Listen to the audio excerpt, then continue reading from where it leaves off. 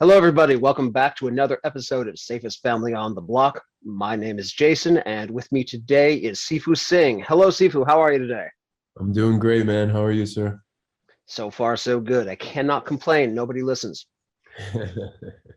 So we're having Sifu Singh on today because of his leadership in martial arts and fitness and self-defense. And normally at this stage in the interview, I would go ahead and read a bio, but honestly, man, you've got so much going on in so many different places. I don't even know what to emphasize. So can you tell folks a little bit about what's going on in your martial arts journey? How did you get here, and what are you doing with it now?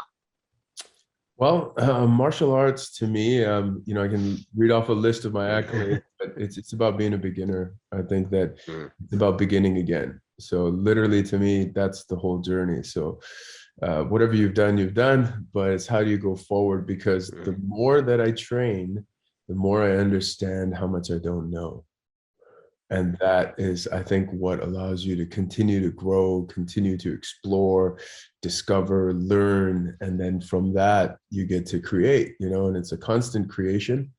And I think that's something that's very important. My background is in Bruce Lee's Jeet Kune Do, Filipino martial arts, Brazilian Jiu-Jitsu, of course, boxing, Savat, many different martial arts, and then the traditional arts of Wing Chun, Kung Fu, Tai Chi Chuan, the Qigong and Neigong, medical Qigong and Neigong, internal training methods.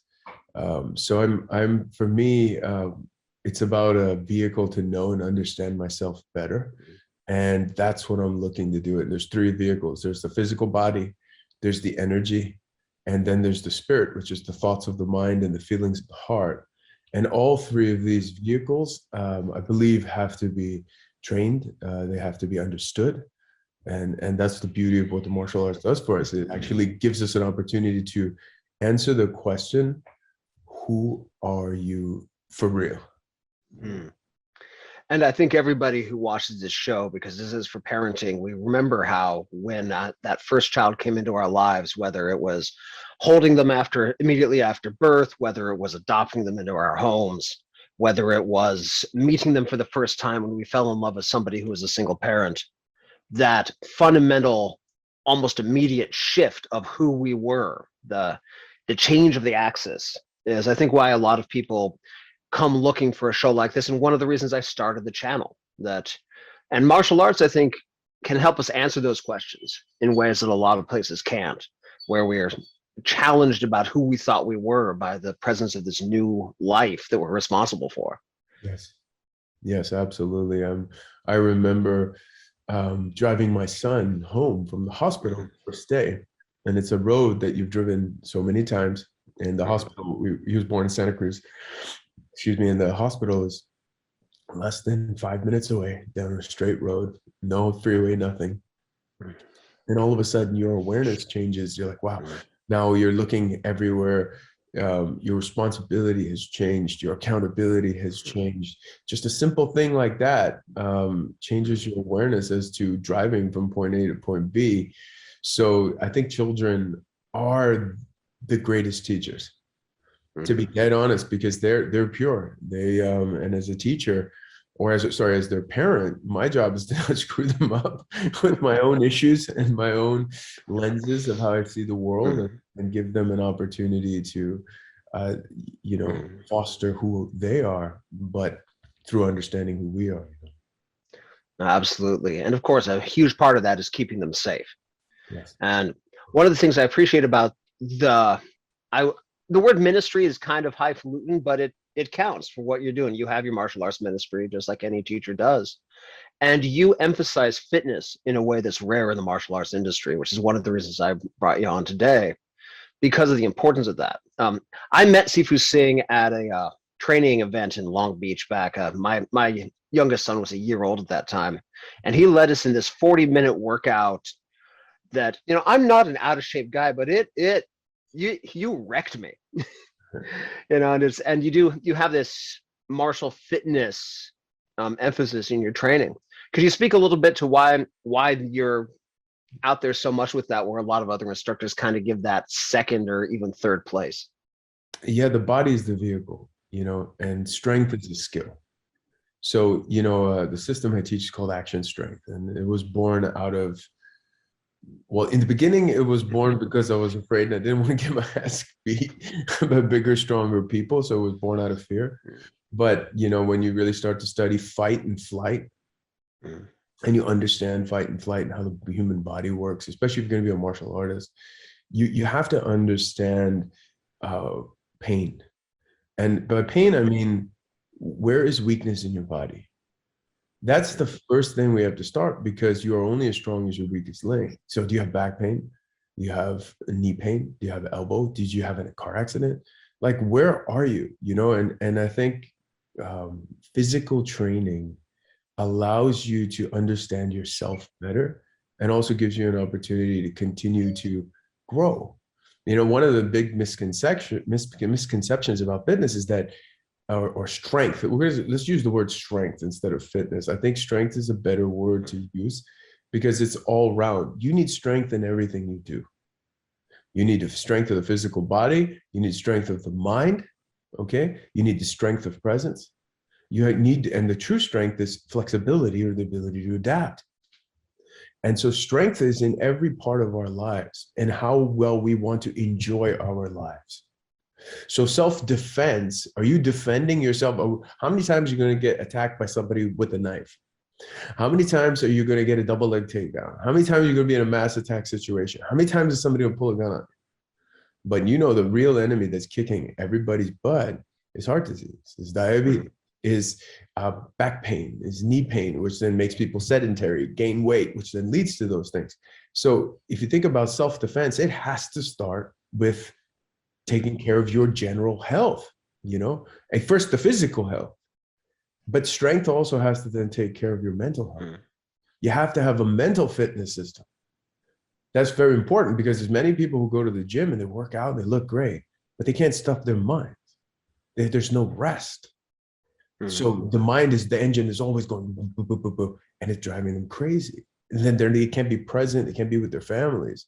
So you have to have the strength to be able to still the mind. You have to have the strength to be able to express your body.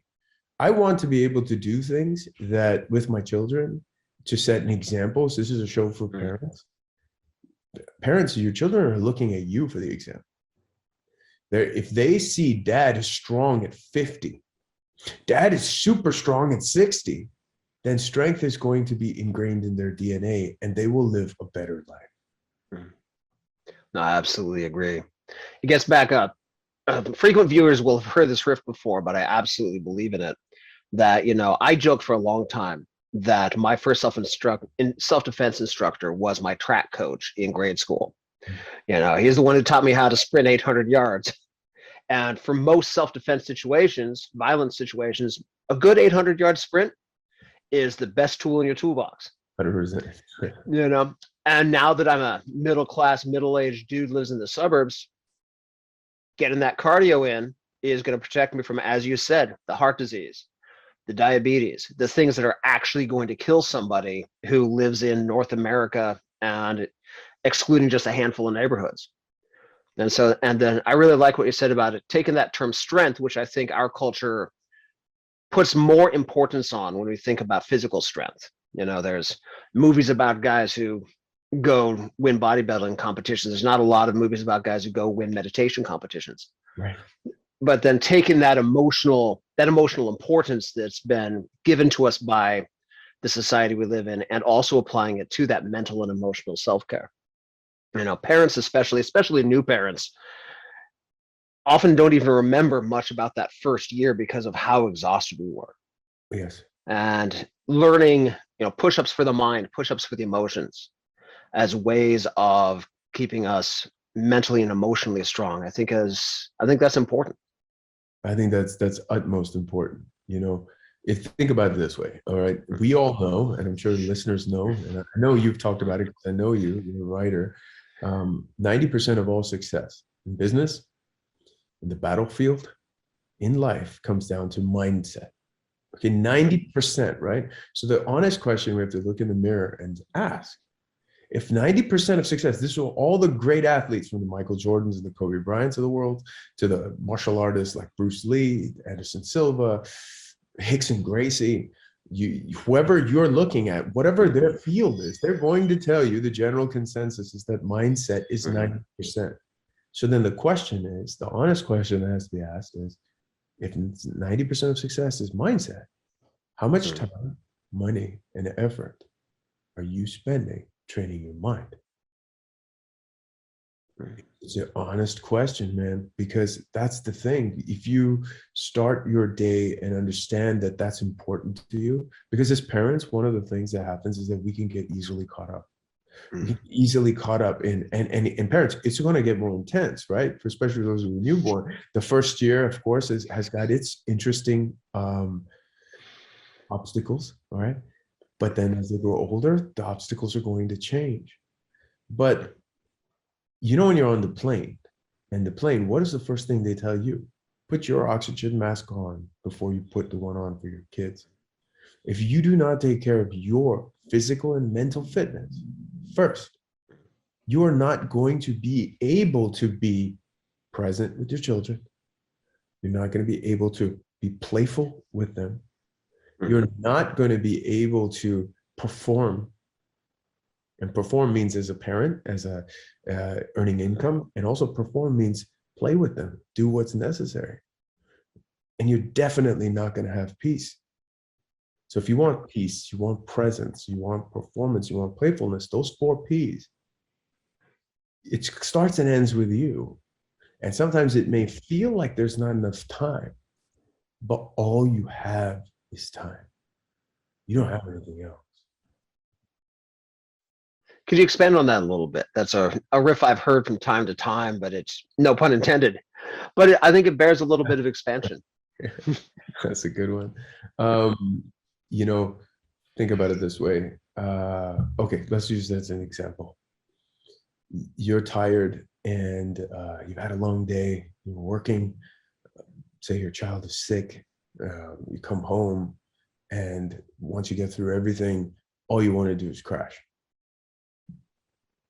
If you crash, I'm going to be honest, it takes an extra 10 minutes for you to sit down and focus on your breathing, maybe. Another 10 minutes to break a sweat. You will change the body chemistry inside your body. You will change the epinephrine, norepinephrine, serotonin, dopamine. It will change the chemical process in your body and in your mind. And then if you go to sleep, you're going to have a much better day the next day. Maybe you didn't have time to go to the gym and do an hour-and-a-half workout. What happens in our minds is we think that's what's needed.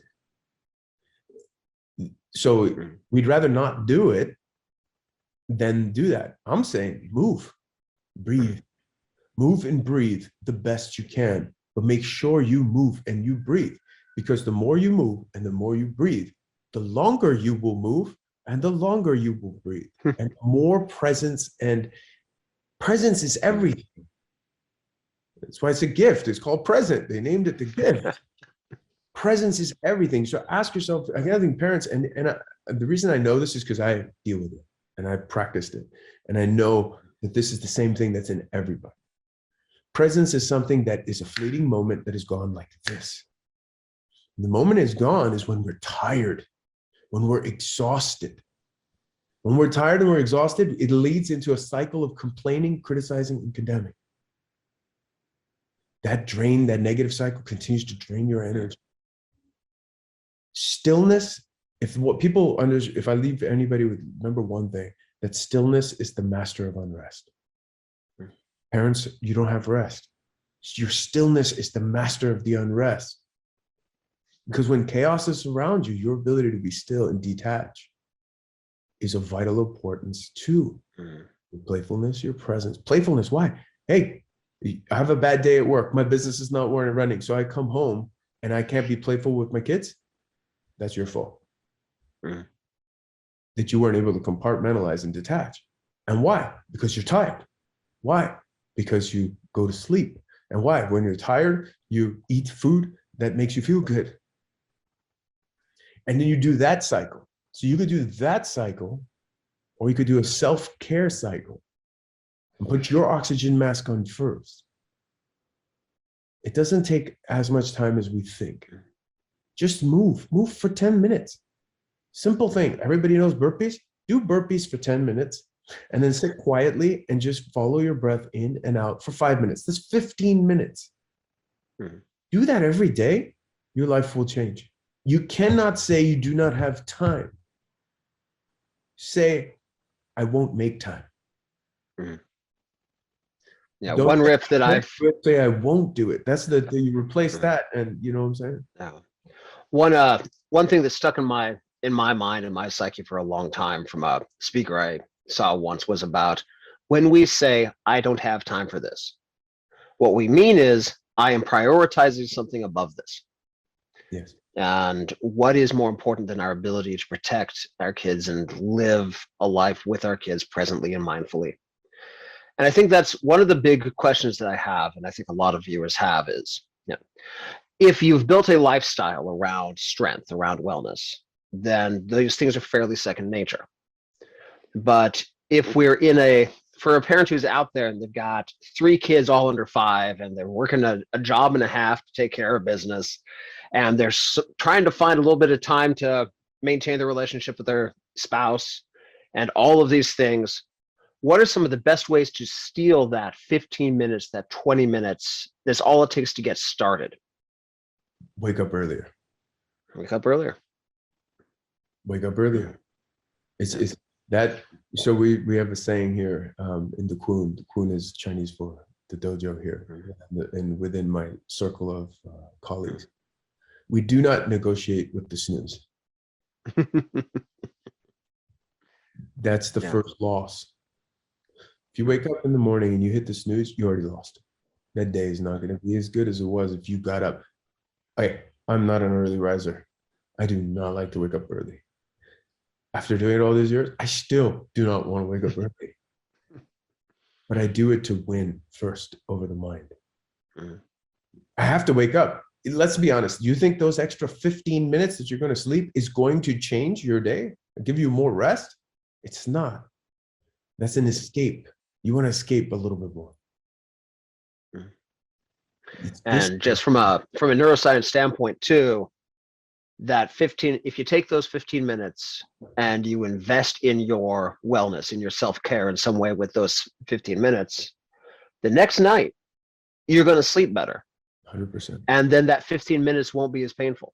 And it creates a cycle of wellness, of energy, of a sense of power and control over your own life, which, let's face it, with every kid we add to the equation, our sense of control over our own life diminishes. Yes. And so that thing you just said about how if you hit the snooze button, you lost.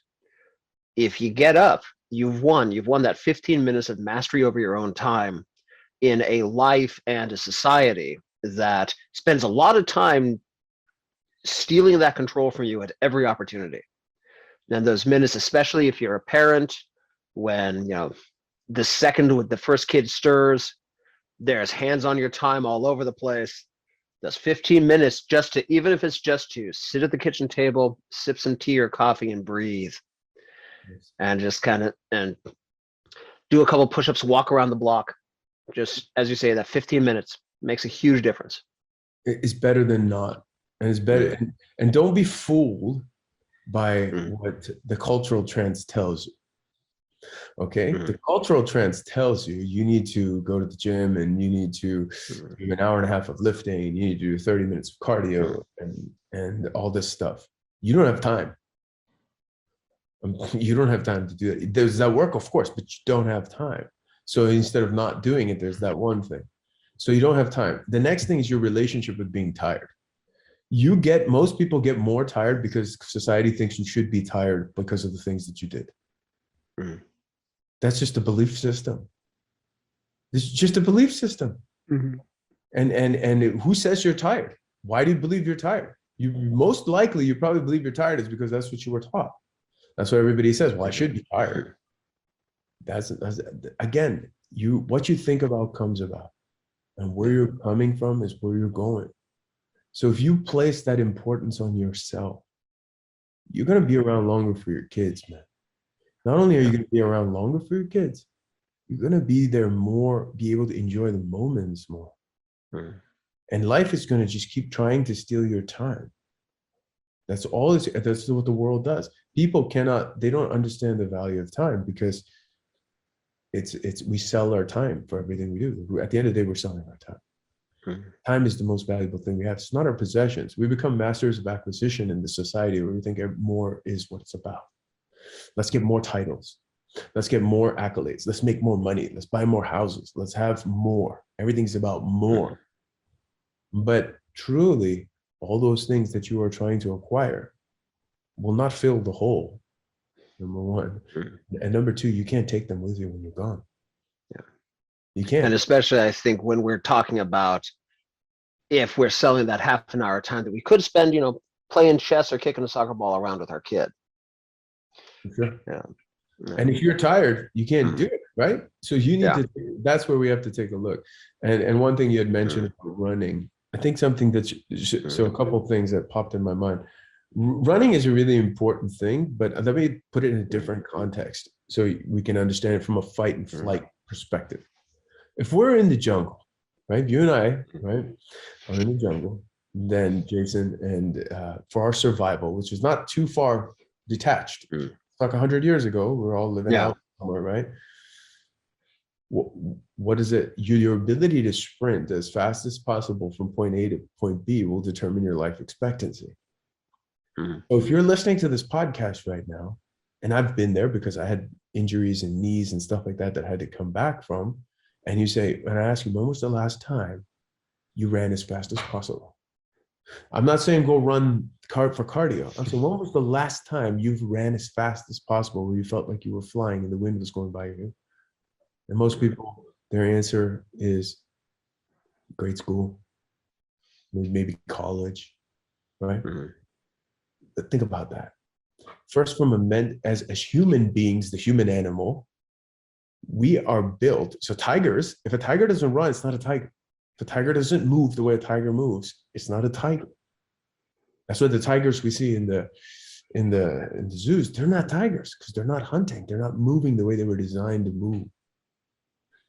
As humans, we have a very interesting thing. We can take on the shapes of many different animals. So you see them in Kung Fu styles, you see the crane, the snake, the dragon, all this. We can do so many different things.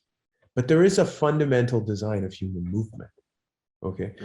From a flight perspective, it is the ability to run as fast as possible in a linear line from point A to point B. That determined our survival if something was chasing us or we had to run to kill something, a prey or a predator or an intruder. So that's a general mark of where you are.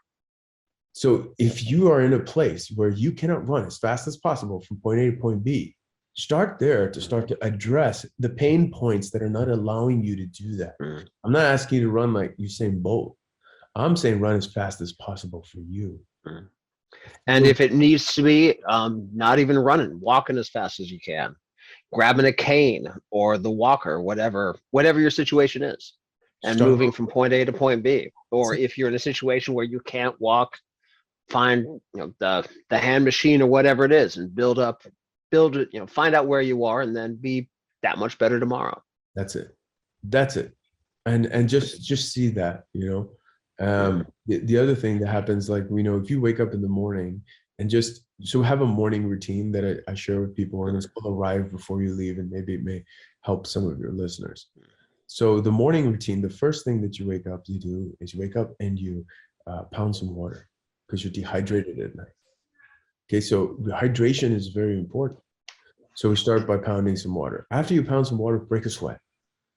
I'm saying break a sweat. Doesn't take much to break a sweat. 10 minutes. Do jumping jacks. Do whatever you like. Run on a spot, shadow box, push-ups, squats. You don't need it. Just break a sweat. This is not a workout for break a sweat. Okay, after you break a sweat, sit still for 5 to 10 minutes and just see if you can focus on your breath in and out before your day gets started. After that, go and have a cold shower. I hate cold showers also, but just have a cold shower. And it's really simple. Just turn it on for 15 seconds and then go do rounds. 15 seconds cold, 15 seconds hot, 15 seconds cold, 15 seconds hot. Just 3 of those. You don't have to be like Wim Hof and go on the ice. You could, and that's a great thing. But I'm saying, and then from there, eat something that is nourishing to you. Okay. From there, take 10 breaths of gratitude. Because the one thing that's a truth is that we're all going to die. Yeah. So there's a meditation that was taught to me by a Taoist Kung Fu master. It's a very simple thing. When you go to sleep at night, be grateful for the day you had, because you don't know if you're going to wake up in the morning. When you wake up in the morning, that first breath, we get to do it again. Keep that reminder of that cycle, because here's the truth. One day, this will be true. One day you'll wake up in the morning and you won't go to sleep at night. One day you're going to go to sleep at night and you're not going to wake up in the morning. Death can be a great teacher, because that's the whole point of life. If there was no death, we wouldn't see the value of life, and that's where we get lost. So you just remember a few of these things like that, and look at your criticize, complain, and condemn. I literally make my students note. It doesn't do anything. It does absolutely nothing. It's just a cycle of negativity that continues to drain your energy. So there's a lot of people that could do meditation and they work out, but they complain, criticize all day long. All that stuff that just goes right out. It just doesn't create that energy feeling. Who wants to be around that? And that puts me in mind. Neil deGrasse Tyson there's an interview with DeGrasse Tyson, and someone was asking him about how to raise a scientist. And his response was to get out of their way. Yeah. And specifically, if that kid's making a whole lot of noise in the kitchen, banging on pots and pans, you can think about it that he's making a bunch of noise and annoying you. Or you can think about the things he's learning about acoustics and tensile strength. If he, how much does an egg cost? If your kid broke 3 eggs learning about gravity, that's a small price to pay when you really think about it. And then he can also learn about cleaning things up. And just that was I happened to hear that at a very opportune time in my toddlers' lives. And it did flip a switch and made the whole thing a lot more pleasant. 100%. I like that. Yeah.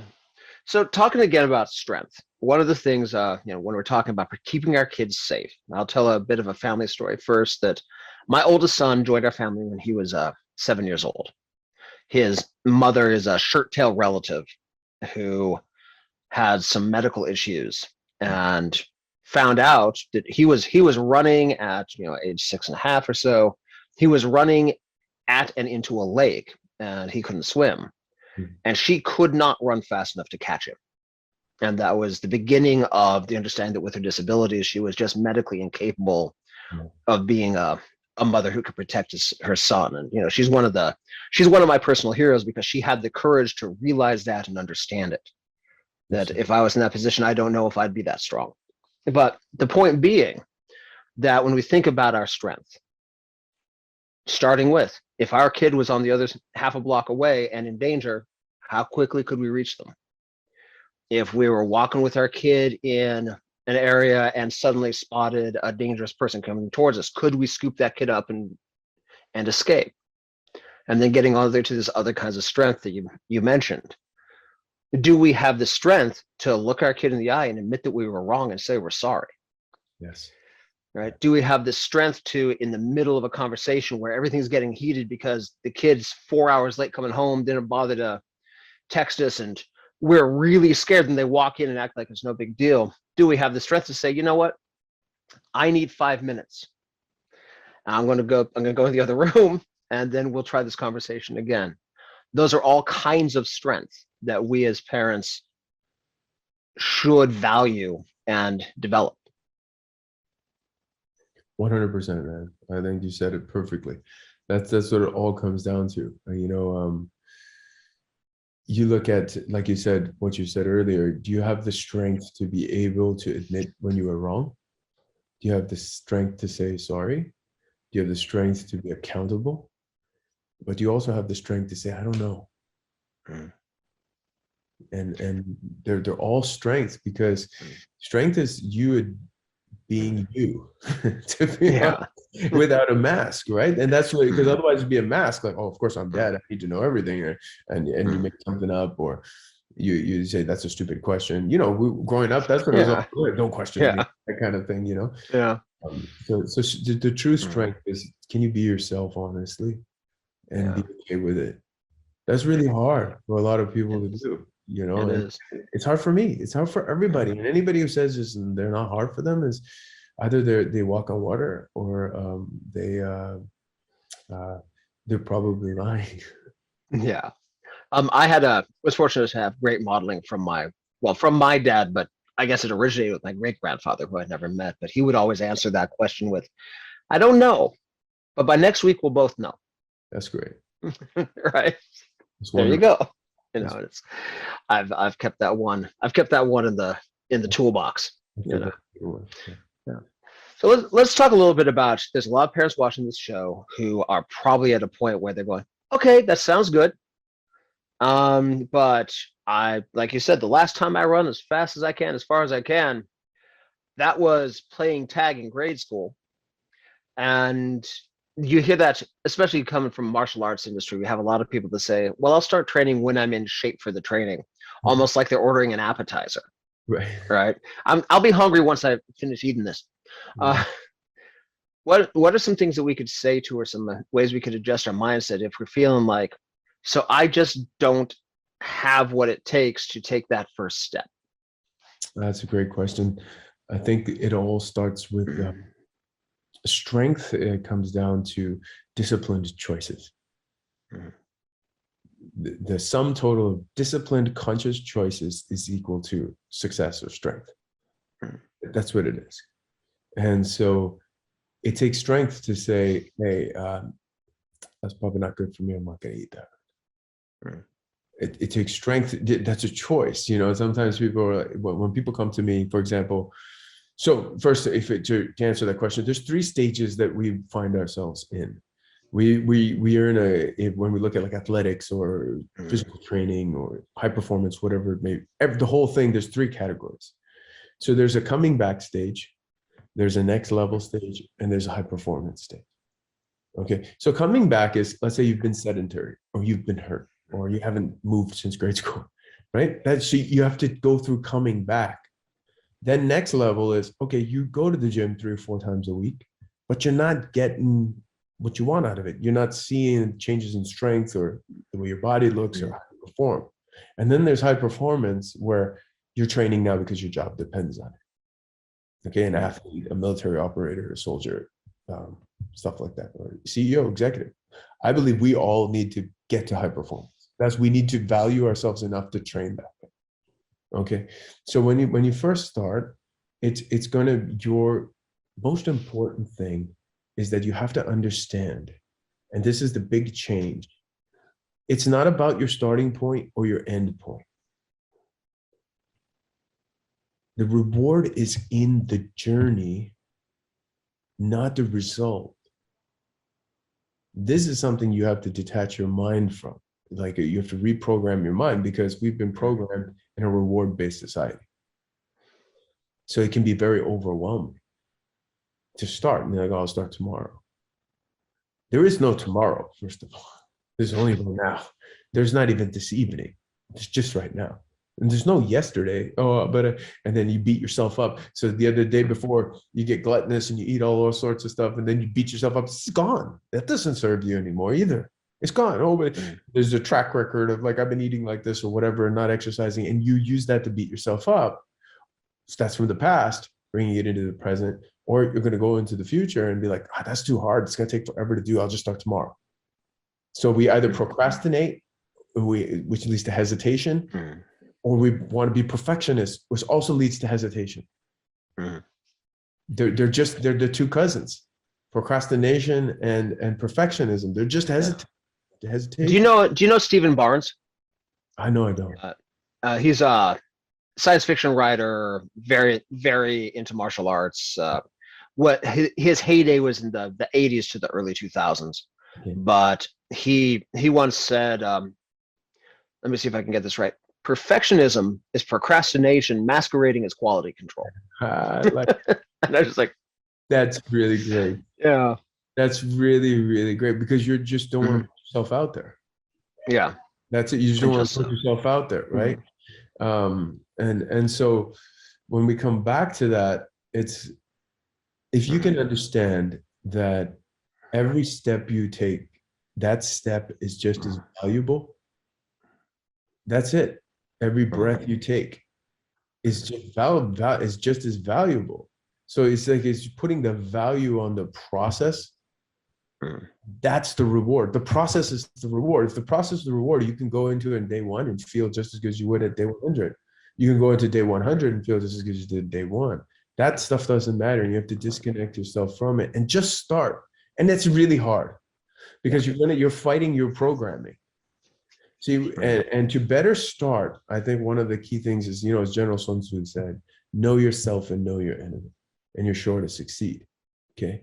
Know yourself, don't know your enemy, 50-50. Don't know yourself, don't know your enemy, you're doomed to fail.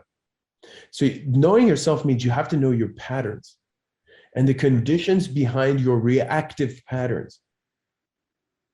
This is the study that has to be done. Because once you know what your patterns are and you accept them, like, well, I eat like this after this meeting, or after I see this person. I get tired on this day like this. Now you can start to intercept those situations because you become aware of them. Awareness is the greatest weapon. You have to weaponize your awareness, and you have to understand who's making the choice. There's two people. There's who you really are, and there's who you think you are. And who you think you are is your acquired personality. The personality that you discovered developed to deal with the traumas and the tribulations in your life. This is necessary. It's not a bad thing. It's just that, am I making my choices behave from a survival-based acquired personality, or pause, take a breath, pause, but I choose this. And that's the power is in choosing. The power is lost when we unconsciously make choices. And most people, if you look at them, most people do not make conscious choices throughout the day. They wake up and they go into, so somebody may say, oh, but I wake up and I brush my teeth. No, that's a habit. Are consciously aware that you're brushing your teeth, you're just doing a habit. You're going through the motions. Right? So how many conscious choices do you make where you step back and you say, pause, am I making this out of security because I'm afraid? Am I making this out of approval because I need somebody else's approval? Or am I a control freak and I'm making this choice because I need to control? And martial artists, we hear this riff. We are very acquainted with this riff from a lot of different places. It's kind of a theme that you can find in your training.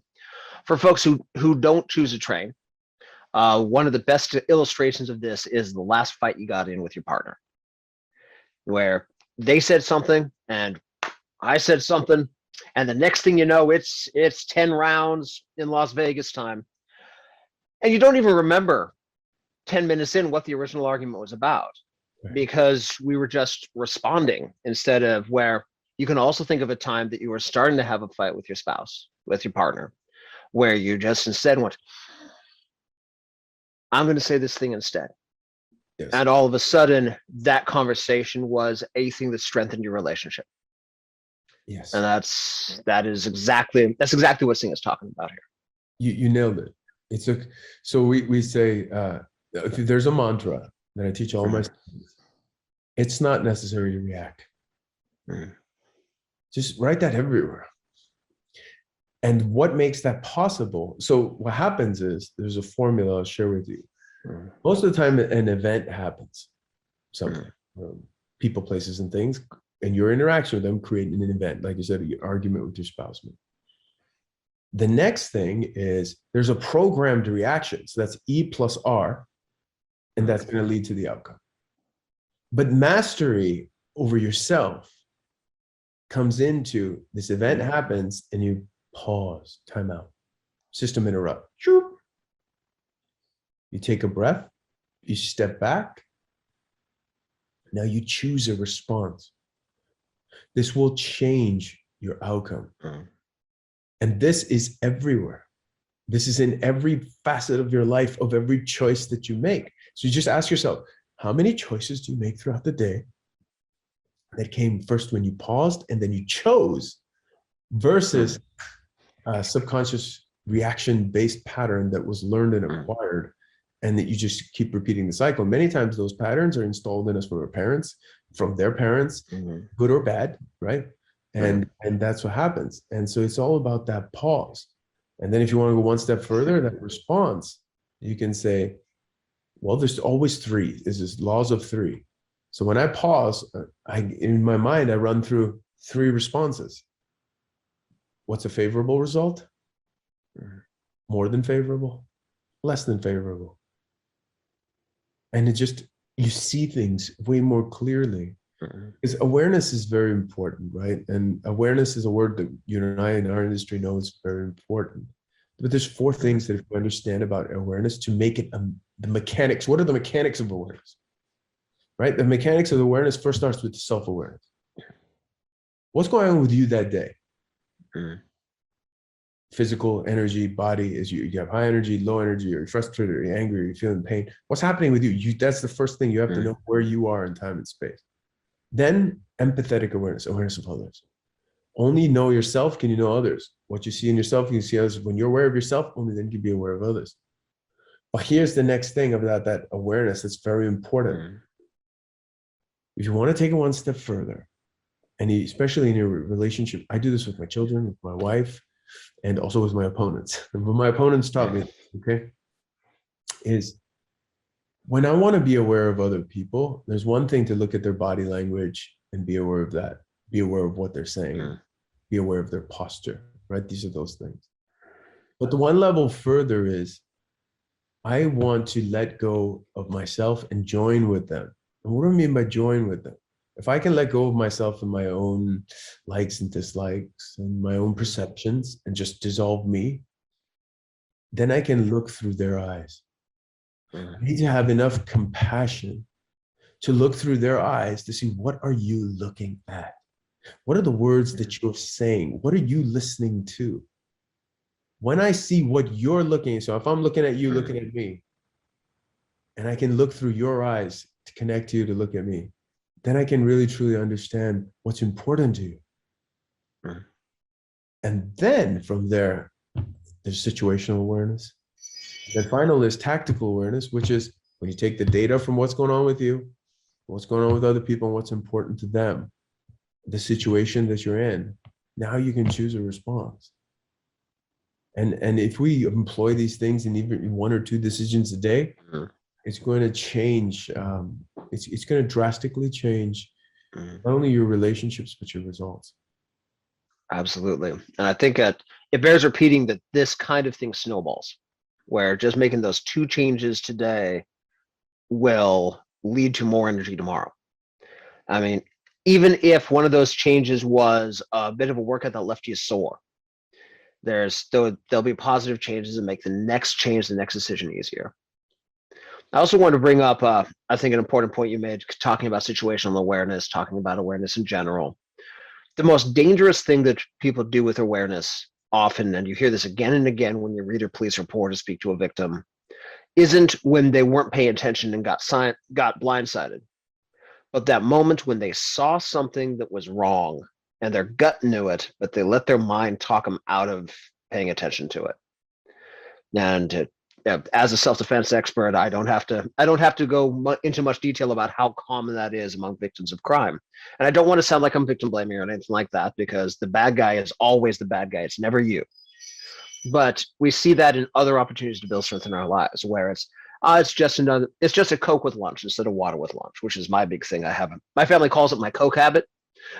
It can get out of hand sometimes, but that realization that in our lives, in the way we communicate with our spouses and our children, in the way that we look at the things that frighten us, in the way that we live in our jobs and our careers, when we know there's something that's, I don't even want to use the word bad, but something that's not consistent with what we're hoping to get out of this, but continue with it out of habit, out of routine, out of fear, and just kind of ignore it the way that somebody looks over their shoulder and sees someone closing on them in an alley, but convinces themselves that they don't mean any harm. That's it, man. That's the voice in your head. Like I said, who's in charge? Mm-hmm. You or that voice in your head? And that voice in your head is acquired. That voice in your head you developed over years of, your own experiences in life. But what we have to understand is that voice in your head is not you. And if choices are made from that voice in the head, and most of the time, that voice is going to be driven from fear. It's going to be driven from a need for control and a need for approval. And it's going to talk you out of feeling. See, that's what you're getting at, really, is that voice in your head wants to get you into thinking and analyzing and problem solving and giving you data to talk you out of feeling. Because it's either that voice in your head or you're feeling, right? That's it. You could feel if somebody's behind you. I'll prove sixth sense works. Okay, I'll prove that we have an energetic field right here. How many of you have been driving in a car, and all of a sudden, you just jerk the wheel and go to the right? And then you see the car, and you're like, oh my goodness, I would have been in an accident. You moved before you saw it, and you moved before your mind realized it. So you could say you kind of moved in the future.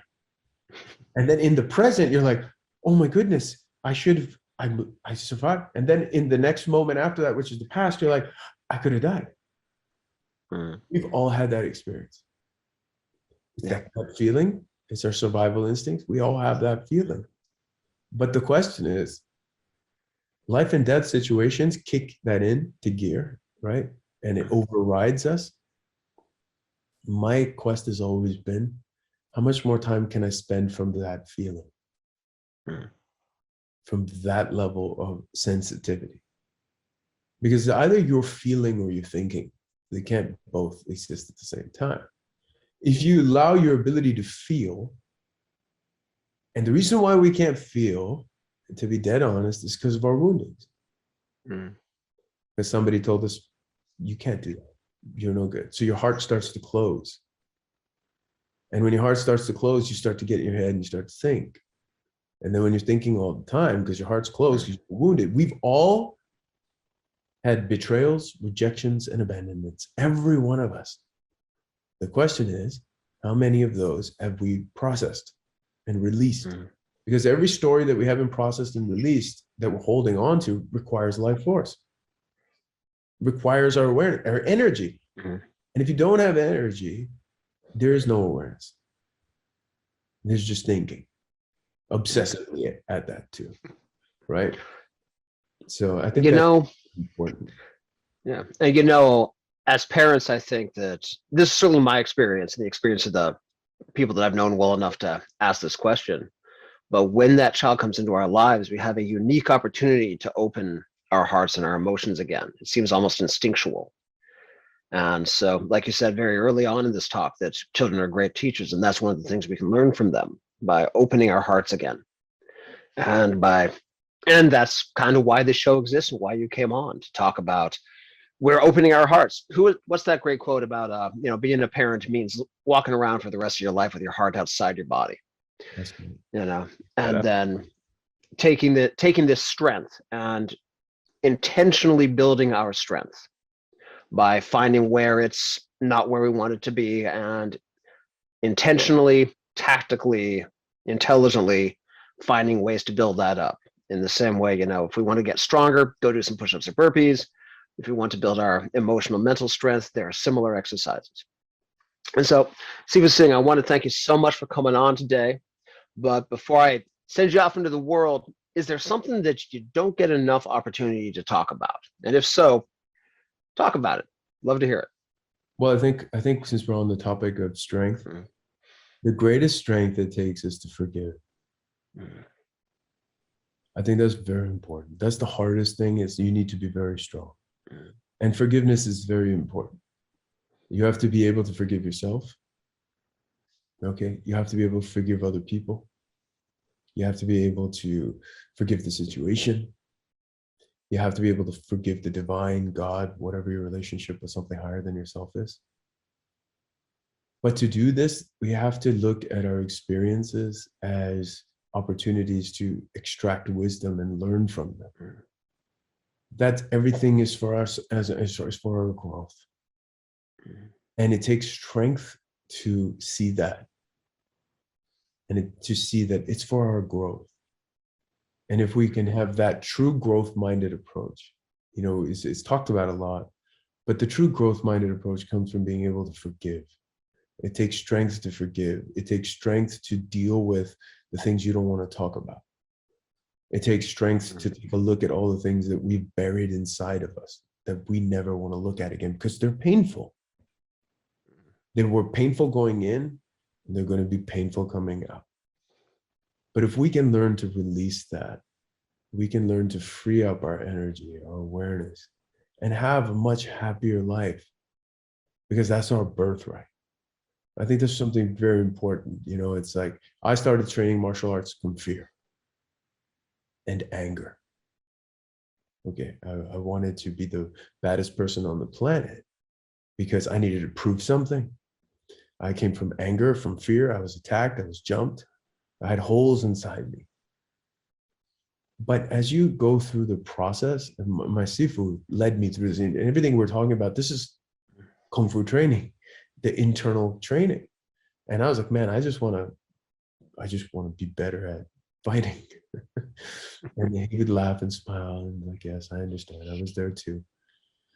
But as we go and we grow, you see the shift start to happen because when you understand anger, when you understand fear, when you understand mistrust, when you understand grief, when you understand disorder, you can start to understand order, trust, kindness, wisdom.